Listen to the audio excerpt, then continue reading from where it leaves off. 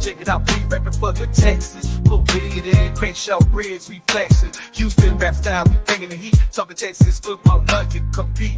Got the best podcast, the livest in the game. Wednesday nights, 8 p.m. Remember the name. We talking draft picks, we talking defense. We break it all down, no nonsense. H-Town Veteran Showdown on the mic, talking Texas football every Wednesday night with special guests dropping knowledge, taking the stage. Oh, bigger than Crenshaw Briggs, be holding it down in the H-Town, wiping it down, talking touchdowns in H-Town. Houston culture, we holding it down, talking news and rumors, keeping it real. No filter, we got the Texas appeal. In the Lone Star City, we're living it up. Talking all things Texas, we can't get enough. From the football field to the concrete jungle, we're ripping H-Town. Ain't nothing humble, bitch. Yo, and welcome back to the Texans Fan Battle Podcast, brought to you by Fan Battle Sports Network. Guys, we got a special guest, but before I introduce him, let me introduce my A1 since day one. He started with me from the beginning. Now we are here. I got Mr. Crenshaw himself. What's up? What's up? What's up? Man, it's good to see you. You've been gone for a minute. I almost forgot what you look like. I know, me too. Yeah. Hey, guys, our other co-host, Bo, and Keno couldn't make it. Bo has to work, and supposedly Keno got food poisoning. He said he had 5 guys. I don't know his personal life, but, you know, that's a big pause moment right there. But introducing our special guest, he covers the Houston Texans from A to Z Sports. We got Mr. Justin Churchill. How you doing, sir? I'm good. I appreciate you guys for having me on. No problem. How are you enjoying the offseason so far? Pretty good. It's been a lot more eventful than a past one. So, I mean, there's definitely enough to talk about, enough to think about, you know, ready for it to get going. Obviously, training camp, it starts earlier for Texans than some other teams with the Hall of Fame game. But, man, I'm just too excited for the season to come. Absolutely. When the Texans did so well, you know, we none of us saw it. But now that it did so well, it just feels like we can't wait for it to come back. I thought it was going to go slow, but it kind of went by fast. What do you say, Crenshaw? Kind of been flying by, huh? Well, you know, the way Texans Twitter keep talking every day, so that's why it's going fast. You know, that they keep you entertained with the stats, what these guys doing on the workouts, where these guys are at in their personal life, you know, and then we had a good off season, so that's why it's going by fast as well. You know, look forward to another season. Yeah. You know, we got a lot of positive talk this year instead of negative talk, so I think that's the main reason right there. Yeah, this is the first time in podcast history that me and you actually get to talk positive, Crenshaw. Since we started, it's been nothing but negative. So, you know, this is kind of a weird feeling. Never had this before. Justin, we're going to talk some concerns with you, but before we talk concerns, tell us what were you most impressed with the Texans this offseason? I think it's got to be Nick Caserio, just considering all the not necessarily hate, but all the flack that he's gotten the last off seasons of, you know, just not really doing what's needed to be done. And then he goes into this off season and kind of, I think, has the best off season of any general manager in the league. I mean, he just made moves that take this team from, okay, we can win playoff games now. Let's try to become a Super Bowl contender. And so he knows that window is only so big, with CJ Stroud probably going to get around $60 million whenever his contract comes around. But yeah, I think it's got to be Caserio, just capitalizing on the moves in the cap space for sure. Absolutely. Crenshaw, you got anything to add to that? Yeah, I see. You know, I thought we was gonna wait till next year to really go all out, but I mean, I like it. They saw what they had in CJ, saw what they had in D'Amico, and said we're gonna do it this year. But I always thought we was a year away, you know, 25, 26. But hey, I'm with it for 24. I'm all in with them. And then the Super Bowl's in New Orleans, so that's down the street for me. So let's go. Absolutely. So, of all the moves that we've seen, Justin, what move caught your eye the most? I think it's got to be Danielle Hunter. Just having somebody. Obviously, Grenard was amazing. He got much better that last year than he was the previous years before. But Hunter is a different beast. Where, I mean, it's not obviously the 18 sacks are there, but the run defense and having that opposite of Will Anderson, and not only having that on game day, but having Anderson having a guy to learn from, a vet that's been through it, that's done it at the highest level possible. Bringing him in on a multi-year deal, that's huge, especially for a defense where the defensive tackle position obviously got better, but that's still one of the iffy spots on the roster if there was one. And so locking down the edge there with Will and Daniil that's crucial, especially with the teams that they're going to play.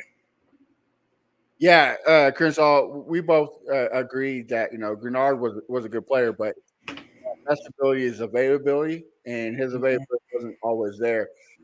Hunter he hasn't really missed a lot of games. So what do you think? I agree with the with the Hunter pick, but I guess since my boy Justin said that, I got to go with Stephon Diggs. That came out of nowhere. I know we was looking at what's the player that came from the Chargers, the receiver. Keenan Allen? Yeah, we was looking at Keenan Allen, but that didn't fall through. So Stephon Diggs came out of nowhere to me because I got the news. I was like, "What, Diggs to Houston?" So I think that's one of the most surprising moves of the offseason. And it just make our offense better because our offense was really stagnant last year. We have player go down. It's easy to defend us. So now making us harder to defend this year, and that's a good thing. So get these defensive coordinators, head scratching on Saturday nights. Like, okay, what we're gonna do Sunday for these Texans? We're really the whole week what they're gonna do Sunday for these Texans. So I say Stephon Diggs. What up, Bo? Hey, can y'all hear me, fellas? Yes, sir. Welcome What's to happening? the show, How y'all doing? How y'all doing? Mr. Bo himself. Another face that we've been missing the last couple of weeks. How you been, bub? I'm being good. I'm happy to be back, man. Hope Well, everybody Bo, having a good day. yes, sir. And tomorrow is a great day to celebrate our independence. We're going to talk about concerns, but right now we're talking about the most impressive move this offseason with Justin. Which one Justin said is Danielle Hunter, and of course Crenshaw said Diggs. So which one you got? You got something new, or you have to agree with one of them? Those two are great additions. I'm going to go with more so Danielle Hunter, meaning because we lost Grenard. You want to make sure you got someone else on the other edge of other end of Will Anderson Jr. So it helps more on the defensive side of the ball. Stephon Diggs was great. You can't knock that. You got Stephon Diggs now. You got a prolific offense. You got 3 receivers you can count on now. But I think if you pick the most impact, you got to go Danielle Hunter. So I'm going to go Danielle Hunter. Great signing because of course people wanted him, but he chose to come here to Houston. So let's go on a cheaper deal because Indianapolis was out offering more money. So yes, couldn't happen to a better team. So screw you, Indianapolis. I'm gonna have to disagree with you, fellas. I'm gonna say Joe Mixon. We finally got a running back that we can depend on. Cincinnati's offensive line was garbage all 7 years they was there, and look what he did. I'm not saying ours is elite, but it's the middle of the pack. A lot better than what Cincinnati have. Now CJ Stroud actually has a run game to help him get the eyes off of him. And plus, he's a threat in the passing game. So I think Joe Mixon's about to have a monster career, about 1,200 yards and 9 touchdowns. I think it's going to be a fantastic addition to the Texans. Chris, I got something to add? Yeah, I got a question for Justin. So Justin, what do you think of CJ rookie year last year? What surprised you the most of his rookie year last year? I think what surprised me the most was easily like just having that poise as a rookie. You just don't see that. I mean, even guys. I don't hate to do this, but like Trevor Lawrence was supposed to be the greatest prospect we've seen in a long time, and having that poise in the pocket and just the awareness that CJ has, like you just don't see that often. And the intelligence too, like knowing when to make the right play, when to just check it down instead of, going downfield when you don't necessarily have to do that. A lot of times you see guys like CJ get, trigger happy where they just want to throw it down the field over and over and over again. And sometimes he took that check down. So, I mean, it has to be just doing what he was supposed to do. I mean, it sounds simple, but that's exactly what it is. I mean, Bobby put him in positions to succeed and him just doing what he's supposed to do. So, go ahead, Chris. Okay. So going into this year, what do you think he needs to do better? What do you think he needs to do better going into this year? Because teams got a lot of film, a lot of film now. So what do you think he needs to do better this year to carry on his rookie year, but go up higher though? I think it's tough because he obviously could have been better last year, but he's already, to me, a top 5 quarterback in the league. And if I had to pick one thing, though, I would say him going on that streak where he didn't throw an interception, I think that kind of messed with him a little bit. Obviously I just talked about taking the check down and not going downfield, but sometimes, he was scared to throw the ball a little bit. And so just getting the ball out of his hands, just taking shots, not being afraid to, you see guys like Pat Mahomes, throw an interception. All right, let's go back and try it again the next drive. Stroud, sometimes it just, I guess he got in his own head sometimes about, hey, I really don't want to throw an interception here, but the guy's accuracy is insane. So why not? I think not having that streak on his mind that he had last year, without throwing an interception, I think that'll help him a lot. Okay. Bo, you got any questions for Justin before we move on to the concerns? Oh, no, not right now. Not right now. I was going to throw out another position or another acquisition, though, that I think is being slept on, if that's all right with y'all.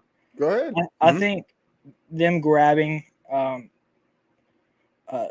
and Jeff Okudah is not being talked about enough, especially with Kamari. They're not necessarily veterans because, they're still pretty young, but they've been through it. They've been through it. And so having those guys behind Derek Stingley is just, I think that's not being talked about enough. I agree on that. I agree on that point. I just believe that most people are just kind of scared. They're like, Jeff Okudah's had injury problems. Yeah. C.J. Henderson was a top 5, top 4 pick, I think, believe in the draft.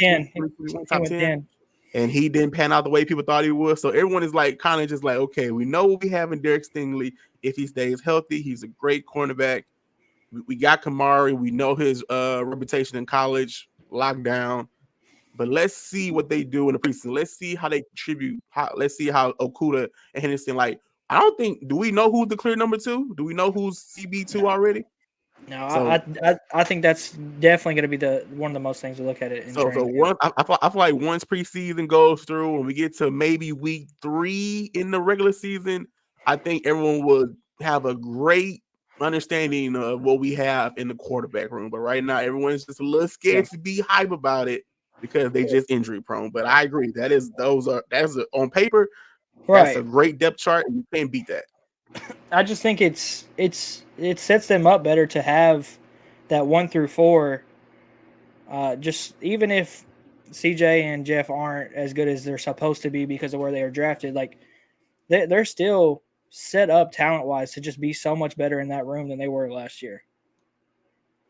Absolutely. And, a lot is being slept on, too, is, CJ Henderson did have a good rookie year, but his rookie year was coming off the kind of Saxonville was being depleted, but it was still there. You still had, I can't think of his name, the guy who came from Arizona and went to Baltimore.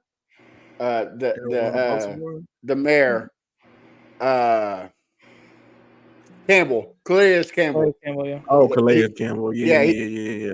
I'm not gonna lie, Arizona threw me off. Was AJ Boye still there? AJ Boye is still there. So they still had pressure. Then he went to Carolina, where we all know that there was no pressure there. Jeff Okudah, the Lions have no pressure. The Falcons finally got some, and he had an okay year last year. So the Texans helped him out getting Danielle Hunter. You add Roy Anderson, and another move I think is getting slept on is Danico Autry. Mhm. Like Danico Autry's averaged 10.5 sacks in the last 3 years. So I mean, we talk about the three-headed monster on the on the offense, but nobody's talking about the one on the defense. Mhm. And then you add Kristen Harris and Aziz. Ozzy, Sahir. Like, dude, It's it gonna can be fun. help. Yeah, it can help the cornerbacks, right? Like, Mhm. if the quarterback don't have time to throw it, it's safe to say that the corners have a better chance of locking down that receiver. So hopefully, And let's say those two that they picked up are really bad. Desmond King is still a serviceable cornerback. I mean, he's obviously fell off a lot compared to where he was a few years ago, but he's a guy you can still play and kind of throw out there and be like, okay, well, let's just hope he doesn't mess up this rep. me and Crenshaw and Bo last year said he had a great last half of the season. Yeah. When Second half was good. when he came back to Houston, it was like something clicked and he turned on the Jets. Crenshaw's a little upset because we let his boy Steven Nelson go, but you know, Okay. I had a question for Justin real quick about the cornerback situation. How far do you go if CB2, if Henderson and Okuda doesn't look promising? How far in the season do you get to before you call Xavier Howard? I think I can't really tell you why he hasn't gotten signed yet. Mm-hmm. I don't know. That's it. That's interesting because I do think that they want to let Kamari rock. Like, hey, make the mistakes you're going to make as a rookie, but like learn from that. And as the year goes on, like by the time the postseason comes, like look at I hate comparing to the Kansas City Chiefs, but that's the standard. Look at what they did a few years ago with their entirely rookie cornerback room. They were not great throughout the whole entire regular season, but when the postseason came, they were locked in and they were ready.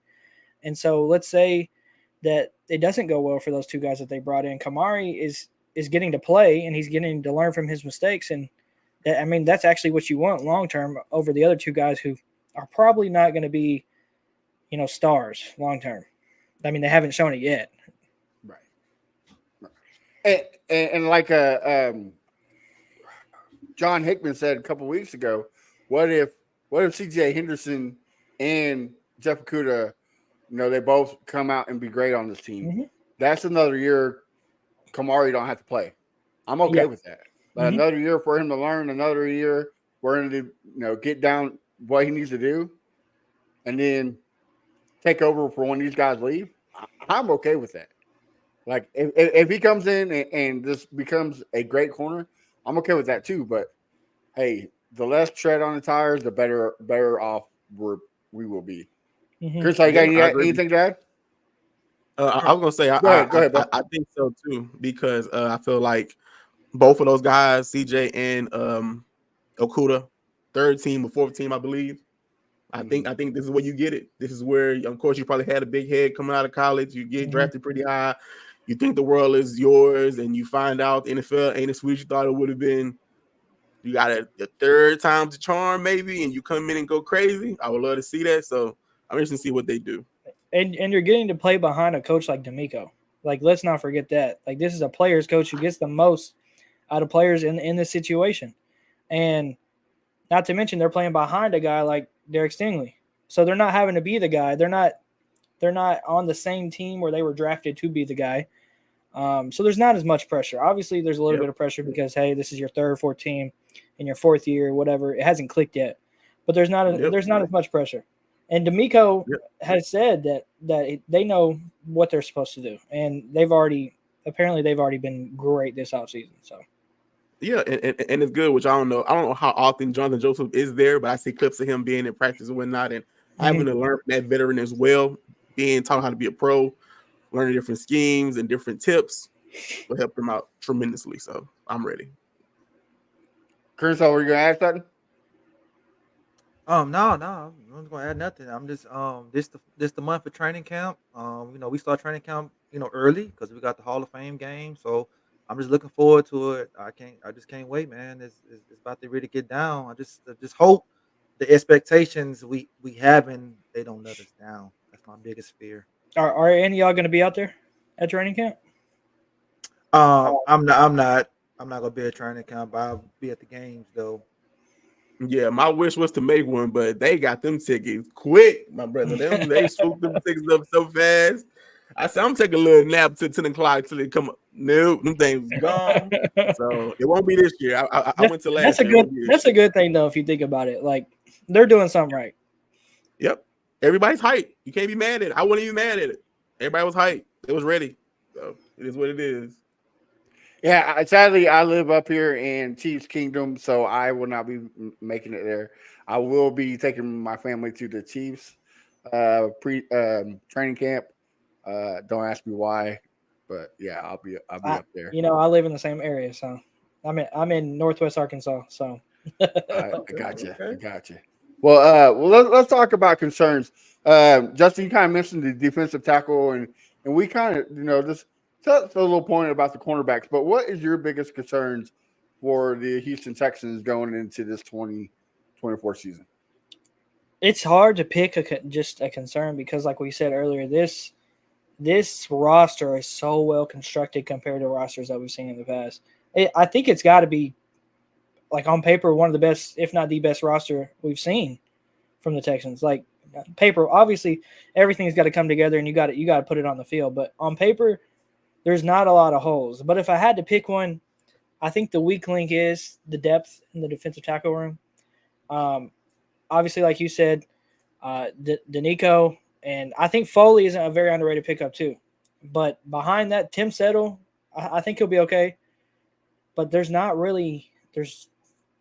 don't know, like I don't really, there's nothing that really sticks out to me that tells me that unit won't struggle at least a little bit. Okay. All right. Kershaw? I mean, like I said, for us paper, we look damn good on both sides of the ball. Mm-hmm. I guess the only thing I can say, if Bobby don't, Bobby dial it back, just Bobby just open up the playbook, give it all to CJ and let him cook and everything. That's all I can really say. But I mean, other than this, man, I mean everything, special teams, the whole nine, we good from top to the bottom, man. And that's, like I said, that's unusual in these territories, man. Mm-hmm. Since 2011, 2012. So it's a long time since we've been like this. All right. Bo, what about you? What you got? I want to walk into their room in the coach's office room and say, hey, Bobby, do exactly what you did last year, but now you have all these players on the team. Just do exactly what you did last year, but do it with these players on the team. Now you got 3 receivers, you got a running back you can depend on, you got tight ends galore, because I have faith in them tight ends in that tight end room other than Dalton Schultz. Just do what you did last year, and I feel like you're going to get better results because you got better players on offense. So and back to that the running back point, like he's got a running back that knows how to run his scheme now too. So if that doesn't make like Bobby got in this way last year where he just wanted to be so pass heavy, and I understand because the running back situation was not great, but I think that's also a concern, making sure that he is calling the right plays at the right time, and that has a lot to do with the running game, which, like you guys said, Joe Mixon, that's another reason he's an underrated pickup. Yeah, I agree, and I want to ask Justin. I don't know if y'all asked him already. Justin, how do you feel about Kenyon Green this upcoming season? That's a touchy subject, ain't it? I mean, yes, it is. Yes, it is. The clock is ticking. I don't know. I mean, obviously, you want the guy to be good. You want him to make that leap that and be the player he's supposed to be, that he was drafted to be. But I guess that is a concern because we really just don't know what he is. Like there's nothing to go off of, if that makes sense. But at least I'd say they're more prepared in terms of the offensive line going into this year than they were last year, in terms of depth too. So, right, you don't got 9,000 injuries already exactly on the offensive line before the season even started. Yeah, I have to agree with that. Like they're more. You're right. They're more prepared because Mhm. you saw what you have in Patterson and Scruggs. You can flip flop either. Put one at center and put the other at guard. Blake Fisher has played some guard, so if you really need help there, the other green that we got from Kendrick Green, Pittsburgh. Pittsburgh, you fill him in there. Michael Dieter probably won't get a job. He might get cut. Pick him back up. Um, so we got options there, right? But say Kenyon Green does go out there and produce. Is that necessarily a bad thing? I think that'd be a great thing, right? Like we've been saying, everybody was ready for Nico Collins to be cut last year. Mhm. Like everybody's like, oh, he can't stay healthy. Get him off the team. Now everybody's giving praise that he signed a long-term contract extension. So maybe this is Kenyon Green's Nico Collins year. Like I'll be okay with that. That's one position that we don't have to worry about for a couple of years. And is it bad if he has a bad year where he doesn't like earn a like a really good contract? Because then that's another person that they've got to pay right before CJ Stroud. So I mean, I don't, Right. it's just it's That's true. I just believe in my head that you have to, as Nick Casario or whoever, D'Amico Ryans, whoever going to have a conversation with Kenyon Green by week 2. If it's looking shaky, I'm gonna need them to go talk to that man, sit him down, and then once he leave the room, I'm gonna need them to let Titus Howell come in the room and you sit him down and you say, "Hey man, you're gonna be a left guard this year, all right?" And that's okay. You're gonna be a left guard. You're gonna help Tunsil. Y'all gonna be over that tag team that side because I'm not getting my soon to be highest paid quarterback in the league hurt in the year where we're paying him pennies and we can have a chance to probably go further into the playoffs. I just don't see them Absolutely. allowing Kenyon Green to keep going through the season making mistakes. I just hope they don't do that, and I hope whatever happens, if he does do great, like you said, if he does do great, cool. If he don't do great, you don't have to pay him. You can move him and try to get that position better right, in the next couple drafts or whatever. But right. yeah, I need him to step up, man. What is it, year 3 You're or 4? three. Three. It's year 3. And I know you had injuries. I know the first year was really a throwaway year. I'm not really gonna blame him for that one, but at this point, it's time to come to work, get your lunch pail, get in your bag. That's all I'm asking. For sure. So this is my hot take. One of my hot takes. I think Kenyon Green is going to be a solid, serviceable guard. Well, I think the person who's going to be being replaced is the guy you just mentioned, Bo. I think Howard will be replaced by Blake Fisher by the end of the season due to either injury or performance. I think Blake Fisher is the future at the tackle position. I think Nick Casario saw that as well. And that's why we went for him so high in the second round. Yeah, that sounds good because I agree with you. I'm gonna cut y'all, but that sounds good because like even last year we had right tackle positions and they just kept filling in with George Fant and they filled it in with who I'm missing. What is that tackle's name? What's the other one? Whatever other one. We just There was let him another tackle go. we got that right tackle as well. It was George Charlie Fant, Head. somebody else. Charlie Head. Yep. They just kept filling in, and we really didn't miss a beat with that right tackle, but that left tackle was. We need a left tackle to be Tunsil every day, all day. But you saw that the right tackle can be switched out, and you can substitute that, and you can work with that. And Bobby worked with it, and it really didn't hurt us. But I believe that left guard that's a tough task. That's like right there. That's right in CJ's pocket. If that position doesn't hold up, it's curtains. It's curtains. I will say though, like it's tough, obviously, but at least you got Laramie to your left. Like at least you got the best left tackle in the league to your left to help you out. Absolutely. I mean, that's what you need, right? Yeah, Touche. absolutely. Before we move on a little bit, we got a couple questions from the chat. Crenshaw, I'll start with you. Who do you think should be wide receiver number 1? Nico is. I'm a Nico fan, so I'm a bias. Who do you think is wide receiver number 1? So I'll start with you, Bo. I think wide receiver 1 is a collective unit. Say it. Collective unit. Okay. Yes, a collective unit. It's I no took the clear. easy way out. Yeah, it's no clear cut. There's no clear cut wide receiver one.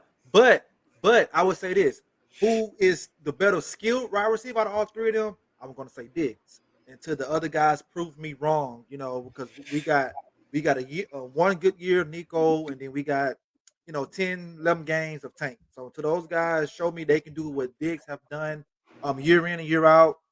I'm gonna say Diggs, but I'm gonna say that the way the offense set up is going to be this guy, that guy, this guy, or it might be the tight ends game. Might be the running back out the backfield game. So if the way if Bobby does it like that, because I don't think they're gonna just feed a guy. Shouldn't no wide receiver on this team be getting 12 targets a game. That's just too much right there. We got enough firepower. So I'm gonna say that right there. So we'll kick it to you, Bo. Who do you think? I am a simple man. I am not going to drag this along. I believe seniority matters in the world of NFL sports. Granted, with Robert Woods, it didn't matter because he was wasted and done with his time here. So that way, it was easy to give Nico Collins that title. But I still believe Stephon has a lot of more years in the tank. He can produce. He's been in the league. He's shown he can produce on 2 separate teams. Not going to be 3. Let's see what happens. But you have to give it to Stephon. I believe because he was traded. And we didn't really have to do free agency. We didn't have to like sweet talk and be like, hey, we want you to come over here and be number one. We'll be number one. But I do believe once he off that plane, Nick Casario was like, hey, we believe you can be number one. And so to keep him happy, I'm telling Stephon Diggs, you're number one. You're receiver one, okay? All right, whatever I got to say to keep that man with a smile on his face on the sideline, you're number one.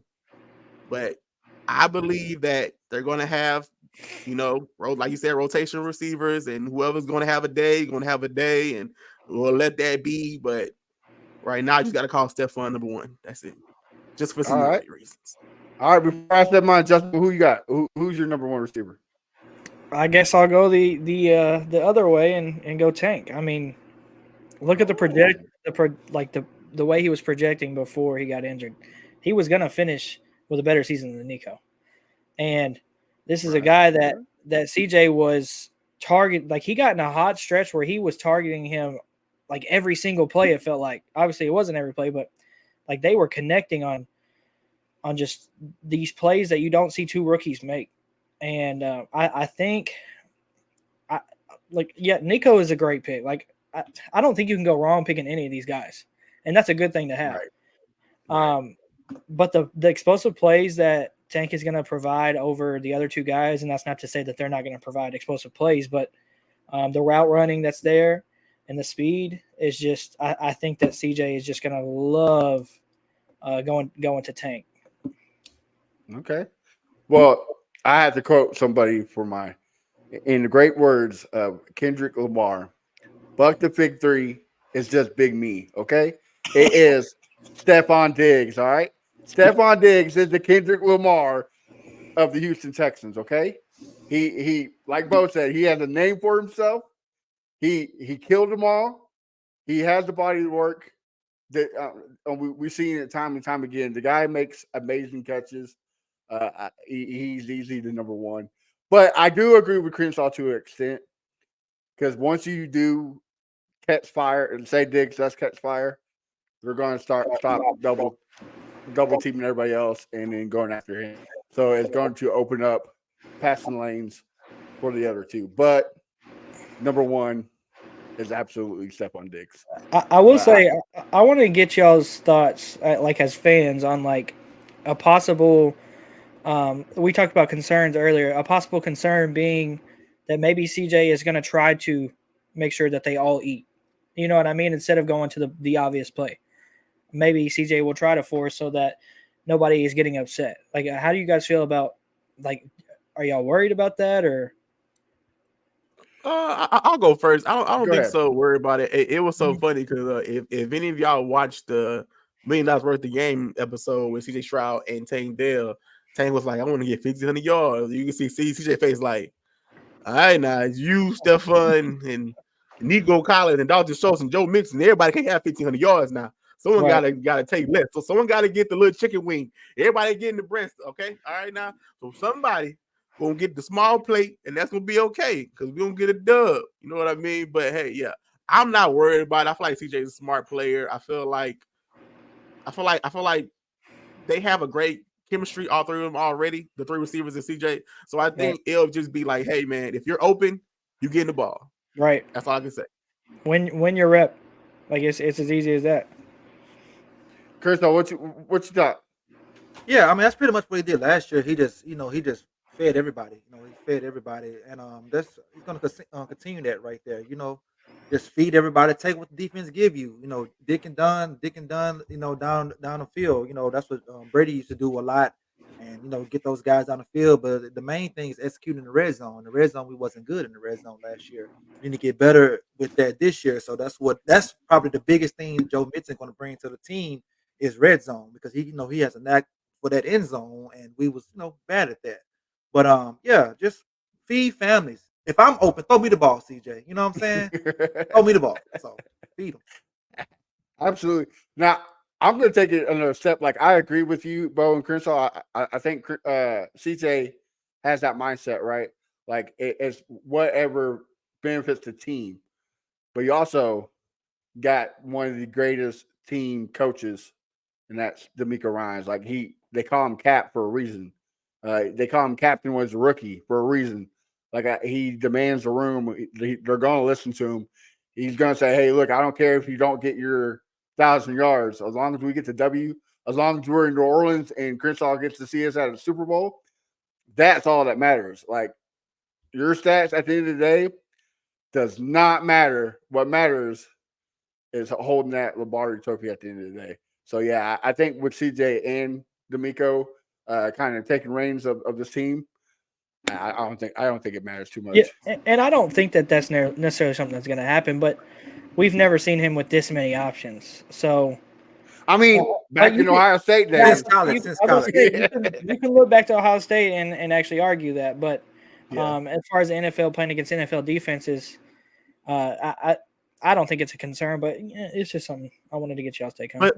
But that's what I love about Bobby Slowick's offense. Like that 49ers Shanahan type offense is scheme someone open. You know what I mean? So it's right. like I'm going to look for him first. If that read's not there, okay, who do I have next? It's not so much as like, okay, everyone go. I'm just reading the field. It's a very direct scheme. I'm going to get the ball. Maybe it's this Tank. You should be open, Tank. But if you're not open, I'm looking at Diggs. Diggs, you're not open, I'm going Nico, and vice versa. You mix it up how you want to. But I think they'll find a good means average of getting everybody a chance to be schemed open.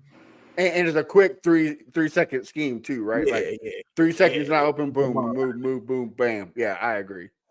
110%. Well, we got another question before we move on.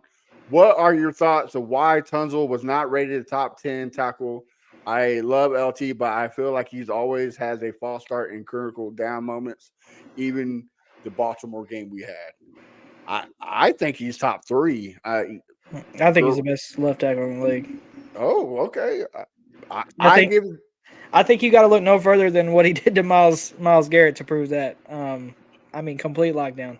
It was just and TJ Watt, like no sacks from the Steelers. But yeah, he does have his moments though, for sure. I give it to the best tackle. Boy, y'all lie, like y'all ain't like he'll do nothing wrong. Y'all ain't like that man did 100%. Well, that's why. Okay, let's break it down. I'm supposed to break down. I love LT too. All right, but sometimes he don't want to run block, and sometimes he don't communicate with the left guard to do the stunts, and sometimes he false starts. Okay, Larry Tunsil is good. Don't get me wrong; he's great when he's in his mode. He's locked in. Yeah, he's locked in. Okay, locked in. Is first. Top three. I'm putting Trent Williams. Who else did I say? That's who I got ahead of him, is Trent Williams, and then Lane Johnson. Maybe he's top 2, and then Lane Johnson, and then who's after those two? I'm not putting Lane because Lane's a right tackle. I'm not gonna put him over him. But yeah, I just wish sometimes Tunsil, like sometimes you can see when he takes plays off, if that makes sense. That's all I'm saying. Granted, who don't take plays off, you're not going 100%. But for some reason, when he don't go 100%, you feel it. You know when he's not going 100%. So I just think maybe because, past years, he sometimes as a player, which I'm guessing as NFL players, you know your team ain't about nothing. You like, all right, this team ain't winning nothing. So wow, I'm going to break my back, break my body every Sunday. But I think he sees the potential in the Texans. He sees they're going in the right directions. Last year, you saw him just do a whole 180 in my eyes. For the past couple of years, he's been injured, or he's been like, man, whatever, just lousy, whatever, wild, whatever happens. Hitting that gas mask. Yeah. But you see the change in his demeanor. You see the change in the way he plays. So who knows? Maybe this year he takes the mantle as a top, like the number one left tackle, which I would love to because I played Madden, and apparently he's not going to be a superstar on Madden. So if he gets act together in NFL, I can have a superstar, maybe X Factor left tackle, and I can't get sacked. That's all I'm saying. That's just me being selfish. But hey, what can you do? All right, what can you do? What's your great thoughts point. on it, bro? I mean, I think it's because he played for the Texans, and they don't just really just look at us like that. Think about it. What's other than JJ, what's the last All Pro we had on this team? And Lerman JJ, Tunsil, huh? I think Lerman Tunsil made All Pro a couple Them years made back. All Pro? What was All Think Pro so, 2? right? Think Was so. All I Pro gotta 2? look it up. Good question. It's just but I think he's a top 3, top 2. But like Bo said, he doesn't go hard. Sometimes he feels a little selfish to me. At times I wish he could, be 100% on every play, but it'll get better with time. Especially this year, he knows we're really playing for something this year. See, last year we came into the league, we didn't know this team was going to win 10 games. If anybody said this team won 10 games before the season, if you're in the comments, please let me know, because no one had this team winning 10 games last year. So this year, it might be a different ball game for him, and I'm gonna pay attention to him a lot and see, is he going to change that habit? Well, and also you gotta kind of take it into consideration, right? Like the Texans overpaid for him, right? That's a lot of pressure. Like, yes, we showed them did. yeah, Bill O'Brien just screwed us when it came to that trade. So that's a lot of pressure. But now that pressure's off. Like, this is a new contract. All those trades are over with. So you have to. Yeah, I think this is a year for him. Right, you said it's time to lock it down. It's time to be the number one in the league. Yeah. So I have to agree with you. It's Kershaw was time to right. show up. The last All Pro we had was Hopkins 2019. Last time we had All Pro. There you go, Hopkins. See, that's a long time right there. So Yeah. people still not taking us serious. That's why we have a lot of Twitter wars with different teams. We have a lot of Twitter wars because they don't take us serious. They're like, oh, you guys had one good season. Now you think you guys give the air, So we just gotta make them remember. I want to say Titans, but I don't want to say Titans because that's the movie. But remember the Texans. You know what I'm saying? Remember the Texans. So we gonna get there. We're gonna get there. Yeah, well, and you also got people like Mike Florio who just spout out nonsense like he does about CJ Stroud, that he needs to quit talking about Aaron Rodgers not being a good quarterback and just focus on being a quarterback. Man, he's just bored, bro. For real. Like, dude, quit taking things out of context and actually pay attention to the interviews. He wrote an article the other day that said, "Will Patrick Mahomes retire soon?" He's 28 years old. Right. He's not retiring anytime soon until he beats the GOAT's record. This is how it is. But CJ Stroud makes his team better. So, yeah, I think it's all nonsense. Kershaw, you got anything added to the concerns? No, I don't have anything else. Do you guys think D'Amico had any coaching concerns last year that he could get better at? Because a lot of people don't critique D'Amico. It's all about the players, but what about him? I start with you, Justin. You go ahead. What's your thoughts on that? I mean, just like any rookie head coach, game management. I mean, but he didn't really have a whole lot of bad moments, really. I mean, he had a lot better moments than some of the other rookie coaches, but I think he knows the power balance between, hey, like, let me trust my coordinators and let me step in when I know it's time for me to step in. I think he's really good about that, and we saw it last year. should have been coach of the year. But I think I don't really know what else he can do better. I mean, Bo, can I take this one before you go, Bo? No, please go ahead. Please go ahead. I think he needs to quit being conservative. The Falcons game, we should have won that game. There's no reason why Kenny Pickett went out there and threw the ball all over us. Pause. Like, we should have been attacking Kenny Pickett. We should have stopped them from winning that game. Baltimore, we had Lamar Jackson dead to rights in the first half. We had Christian Harris spying on him. He wasn't running amok on us. He was flustered. He was being Lamar Jackson in the playoffs. Second half, complete game, different game plan. Lamar Jackson almost ended up with 200 yards at the end of the game. Just ran amok on us. He got to quit being conservative. Tampa Bay, I mean, like, you can go back to games, and okay, we get this lead. Cincinnati, we get this lead. Let's take the foot off the gas. Nah, man, I need your foot on the pedal at all times. Like, I don't care. The speed limit's 85 the whole way through. This is Highway 45. Like, do not slow down. Keep on trucking.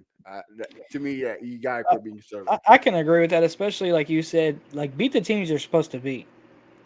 And if they would have done that last year, we could have been talking about almost a number one seed, maybe a number one seed. So, I mean, yeah, I can agree with that. Yeah, Go ahead, I bro. agree with you all. I believe you're never going to see D'Amico Ryans go down the sideline just yelling, turning, just throwing stuff and just getting players' faces, because he was a player. He's a player. He knows how that feel. I'm sure he's like, man, that's not the way to do it. And most coaches, the new coaches these days, don't do that anyway. So you're never going to see him just lose his cool. He's always cool, calm, collected on the sideline with his smile, $1 million smile. You can't beat it. So yeah, I agree. Just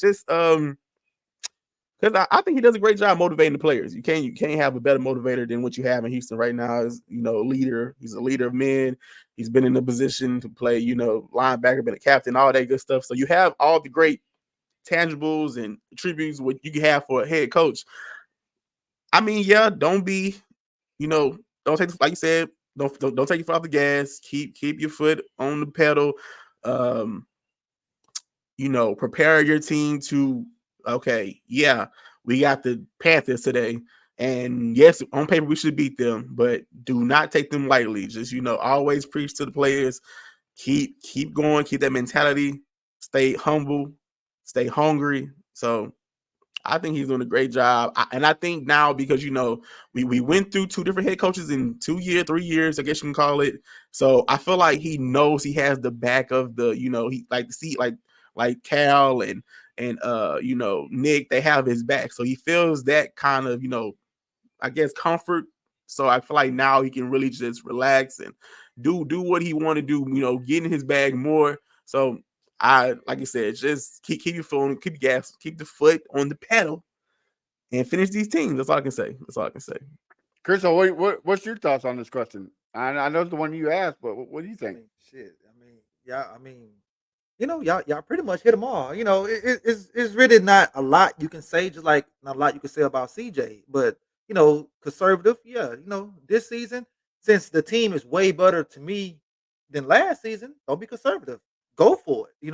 Fourth down, fuck it, go for it. And like I say, beat the teams we should beat. Please, Absolutely. beat them damn teams. God, Yeah. please. Yeah. Well, and that's something that you learn through time, right? Like Justin said, he was a first-year head coach. Yeah. Is it something that you have to slowly learn? Oh, shit. I shouldn't let the Bengals come back and almost beat me. I shouldn't be in a throwout with Baker Mayfield. Like, these are teams I should beat. The Falcons shouldn't have beat us.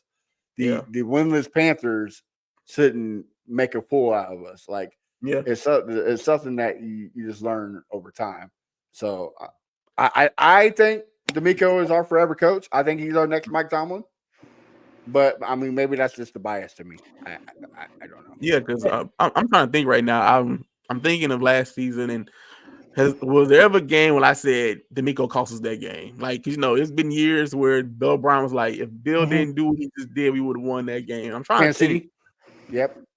Gotta be Yeah. the Panthers, gotta be the I'm trying Panthers to think, game. was it a game I was like, man, come on, D'Amico. And I don't think there really was. Like you said, it was very close games the games that we lost that we should have won was close games. So it's like it really wasn't like, man, Right. we got killed by them. We shouldn't got killed by them. Other than the Jets, but I feel like the Jets was just that was just a mess. That was a horrible game. You can't do nothing about that.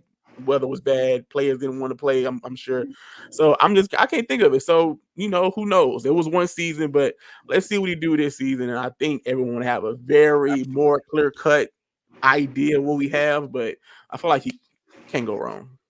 Justin, you were going to say that. What were you going to say? Yeah, and winning the games you're supposed to win, then that helps you control your own destiny when it's the end of the season. Obviously, you love seeing games like what they played against the Colts at the end of the year. You love seeing CJ go off. But if you don't have to do that, I mean, isn't that much better? I mean, they didn't have to be in that situation if they would have just won the games that they were supposed to win. Mm-hmm. So, and then you might not draw, let's say, the Ravens in the second round. Obviously, this team is much more put together to play the Ravens than last year, but it just comes down to like control your own destiny, and beat the teams you're supposed to beat, so you can set yourself up to have that number one seed. Yeah, I agree. I'm sorry. Go ahead. Keep going. Well, I was just gonna say, and you don't have to worry about Matt Amendola coming in there and kicking. Oh yeah. That's true. But I was gonna say also, it's like I'm a different kind of fan. All right, I know people like the nail biters and he finna kick a field goal in the last 2 seconds, but not me. All right, I want to be sitting on my couch for a quarter, and it's like we got a 21-point lead. That's what I want to see. I'd had put Davis Mills in, yes sir. Too many seasons to where I'm on the last second biting my nails, like just don't mess this up. Just please. I want to see some clear cut wins this upcoming season. That's all I'm gonna say. Or have a flashback of 2019, like, oh man, we're up 24-0 in the first quarter. Oh man, we have a chance to make the AFC Championship game. And we'll talk about that, man. Right. Like, let's relax. Fourth quarter, you're up by 21 points. Throw some Davis Mills in. Give CJ some time needed off so he can pray to God. Like, give him a break. Make his job easy. So I'm all for it. Well, fellas, before we end the show, do you have any more questions you have for Justin? Justin, what game on the schedule are you most excited for? Is there one game that you just like, come on? It's got to be the Chiefs matchup. You want to see where they not only you got to see where CJ stacks up against Pat, but also like that's the best team. They're going for a three-peat. Why wouldn't you want to be the team that potentially keeps them from doing that? Like you beat them bad enough, maybe that messes them up going into the postseason. I mean, because they're going to be in the postseason, and everything goes through Kansas City in the AFC as of right now. You beat them, you can take that throne. I think, and that could very well be the two best quarterbacks in the NFL next year at that time too. So I mean, I think that game will be awesome. Okay. Is that one of the special games? Is that like that's not the Netflix? Netflix is Ravens. Is that? Right. That's the game before the Netflix. Yep. That's the game before the Netflix. It's Saturday. It's probably on some other streaming device because they're making it $1,000 a year. That would be a big game. Chris, what you got? Okay, I got two for Justin. One, what do you think the Texans' final records are going to be in the regular season? And two, how bad of a golfer are you? Okay, I'm gonna start with the second one first. I went golfing today. Here the feels like temperature was 108, and I played 18 holes. And I kid you not, I actually threw up after. It was so hot. But no, I am a terrible golfer. I've only broken 100 once. So I'm really not that good. But it's all about the vibes for me. Just going and hanging out with the boys, getting out of that. I've got like 10 kids. Not really, but I have a lot of kids. So it's really more about getting out of the house. And the first one, I really haven't thought about the whole record prediction yet. If I had to do it right now without sitting down and going through it just off the top of my head, I would say they can get 12 wins. I'd say 12 wins is a fairly good area. Okay, I'll take that. That's bye week material Yeah. right there. I think that's what me and Matt said, right? We said 12-5. Then we said Yeah. 12-5, man. Yeah, we said 12-5. That's the consensus average right now. Well, we got one more question from the fans. Where do you see our first loss? I'm worried about Chicago in week 2. What do you think? That's not a bad pick. I think Chicago is Really? going to be. I've said this to my buddy who's a Bears fan. I think Chicago is going to be last year's Texans, where Okay. they make that big jump and they have all the pieces now, and it's just about putting it together. I don't. I could see them losing to Chicago, but if I had to pick 6-2, I seen somebody in the comments say 6-2 in the first 8 games. Somewhere throughout there. The starting schedule is not. It's not like insanely hard. I mean, they can get through the first 8 games with one loss, 1 or 2 losses. So yeah, Chicago is a game that I definitely could see them losing though. It's just one of those weird games where you don't know what you're going up against really, and you only have a week of tape to go off of. yeah. And if I'm D'Amico Ryans, you ain't sniffing CJ Stroud on that Hall of Fame game. You won't Absolutely see CJ not. Stroud on that Yeah. Hall of Fame game. CJ Stroud might not even make it to Canton, Ohio for that Hall of Fame game. You understand me? You're going to see Davis Mills, all right, the whole game because we got to play y'all week 2. Who made that schedule up to where we see the Bears in the Hall of Fame game and then see them? You might see him in Ohio. He might be back there at you're right. Ohio You're right. State. You might be Ohio State, maybe. But he's You not. won't see him on that same field. He's not seeing Soldier Field. Like, no, absolutely not. I could see them losing to the Bills. I was about to say. I what see week the is that? Bills Week 5. Yeah. I said the it's Bills or the Packers are the two teams I think that can give them their first Packers one. is a good one too. But I can also The see them Lions beating are all tough. these teams. Yeah, Lions are tough. Yeah, it's a coin flip, right? Mm-hmm. So, Kershaw, who you think is going to be the first loss? The first loss to me is going to be New England Oh, because okay. it's at New England. You and take that back. and we don't play good there. So I You think take that back right now. You think Drake May goes off? Yes, I think it's gonna go off. So I think it's gonna be back-to-back losses with the Patriots and Green Bay, back-to-back losses. Okay. Both those on the road. So it's just them road games, kind of scared me a little bit. All right. Well, fellas, Kershaw, I want you to hit him with your famous line. I didn't forget my famous line, man. This is the worst part because Worst part of the end. show because it's the end of the show, man. Yeah. We hate to go, but we got to go. We don't want to leave, but we got to go right now. So, Mr. Justin, can you tell the folks where they can find your great work at, man? Yeah, I'm over at A2ZSports.com. We're really based out of Nashville, like that's where we started.